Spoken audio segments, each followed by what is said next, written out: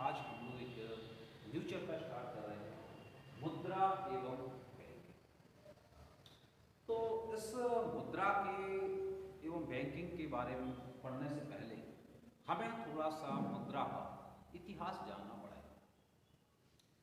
तो जैसा कि आप जानते हैं कि प्रारंभिक काल में जब मनुष्य की शुरुआत हुई तो मनुष्य जंगल में रहता था, शिकार करके अपना पेट भरता था और उसकी जो आवश्यकताएं बहुत सीमित थी, जो मिला खा लिया, जहाँ जगह मिली सो गया।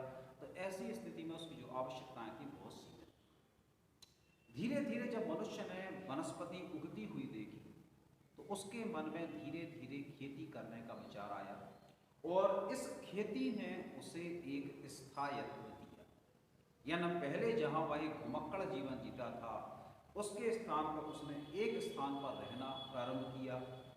पहले जहाँ वह सिंगल रहता था, जब स्थायित्व आया तो लोग समूह में रहने लगे।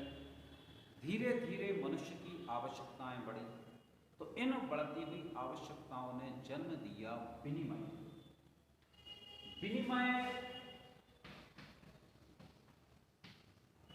विनिमय का जहाँ तक सवाल है तो सामान्य बोलचाल की भाषा में आपसी लेन देन को विनिमय कहते हैं।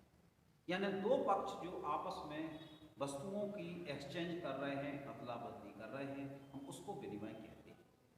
परंतु अर्थशास्त्र में थोड़ी सी चेंजिंग आ जाती है।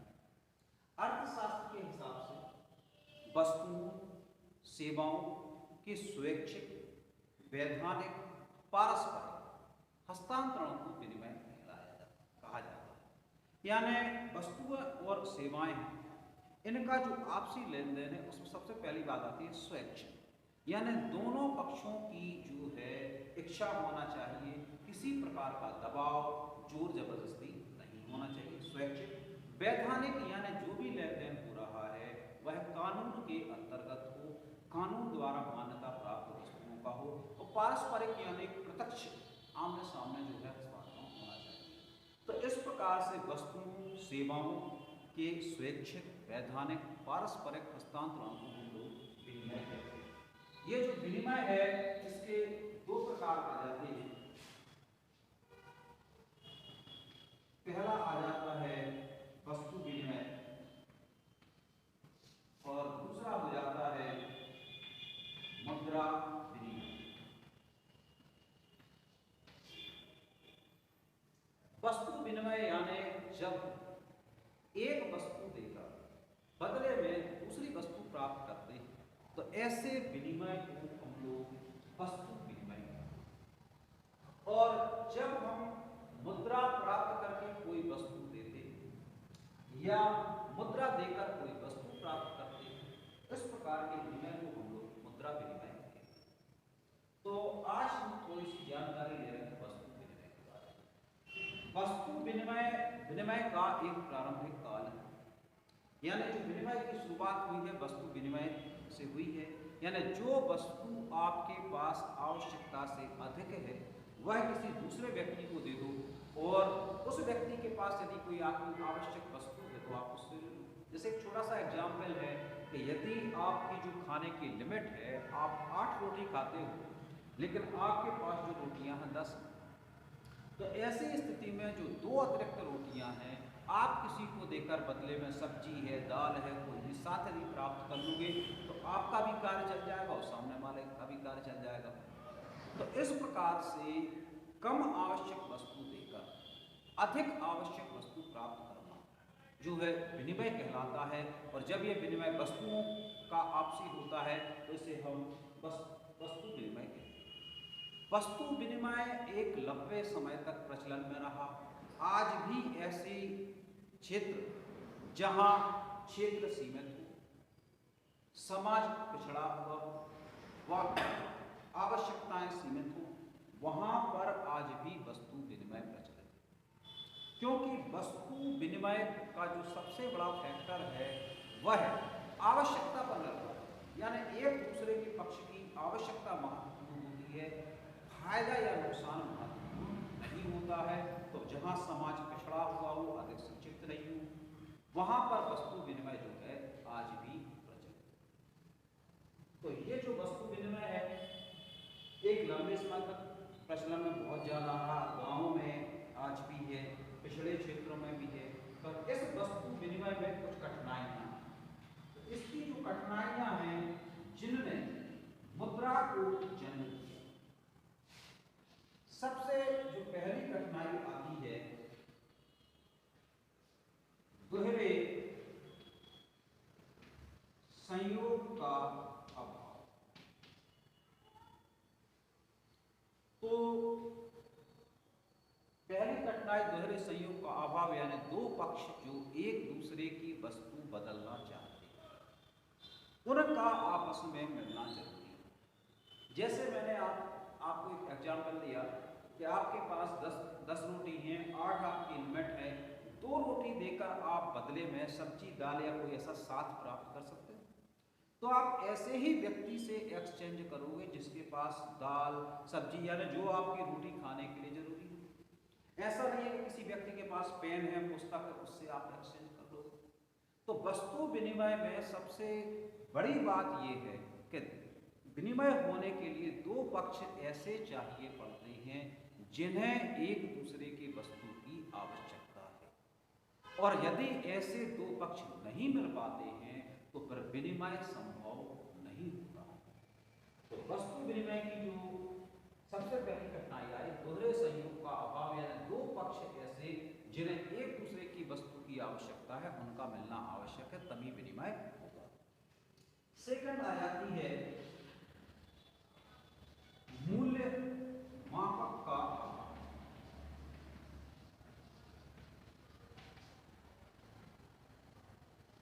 आज की जो प्रेजेंट समय में हम लोग किसी भी वस्तु का एक पुस्तक 10 रुपए की है, एक मेल 5 रुपए का है, यानी कौन सी वस्तु कितनी मूल्यवान है, कितनी कीमती है, इसको हम मुद्रा में माप सकते हैं। लेकिन वस्तु विनिमय में जब मुद्रा प्रचलन में नहीं थी तब इस तरीके का कोई मापदंड हमारे पास नहीं था कि जो भी वस्तु है वह कितनी कीमती है, कितना क्या है। विनिमय का मुख्य जो मुद्रा है, आज हम मुद्रा में किसी भी वस्तु को मूल्य माप सकते हैं, पहले ये सुविधा हमारे पास नहीं। थर्ड आता है संचय का अभाव। जब मुद्रा प्रचलन में नहीं थी, वस्तुओं का आपसी एक्सचेंज था, तब एक सबसे बड़ी समस्या आती थी संचय का अभाव।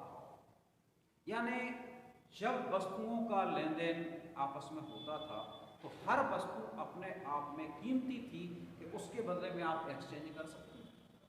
तो कुछ वस्तुएं ऐसी जो नष्ट होने वाली थी, इनके साथ एक सबसे बड़ी प्रॉब्लम ये थी कि यदि इनका समय पर एक्सचेंज नहीं हो पाता है तो ऐसी स्थिति में ये नष्ट हो जाती थी, और इनके नष्ट हो जाने से जो आपके पास क्रय शक्ति थी यानी बदलने की क्षमता थी, वो भी नष्ट हो जाती थी। मान लीजिए आपके पास जो है 2 किलो दूध है और आपकी आवश्यकता जो है 1 किलो की। अब आप चाहते हो कि वो 1 किलो दूध कोई आपको ऐसा व्यक्ति मिल जाए कि जो 1 किलो दूध ले ले और बदले में वो वस्तु दे दे जिसकी जरूरत आपको। अब यदि मान लीजिए ऐसा व्यक्ति आपको अवेलेबल नहीं हो पाता है, दूध का आप कोई उपयोग नहीं कर पाते हो, तो वो दूध नष्ट हो जाता है। दूध नष्ट हो गया यानी जो क्रय शक्ति, जो आप बदल सकते थे, यानी जो कुछ आपके पास था वो आपको नुकसान लग गया। तो ये सबसे बड़ी जो प्रॉब्लम आती थी संचय का अभाव था। चौथी जो एक और सबसे बड़ी प्रॉब्लम आई थी स्थानांतरण में कठिनाई।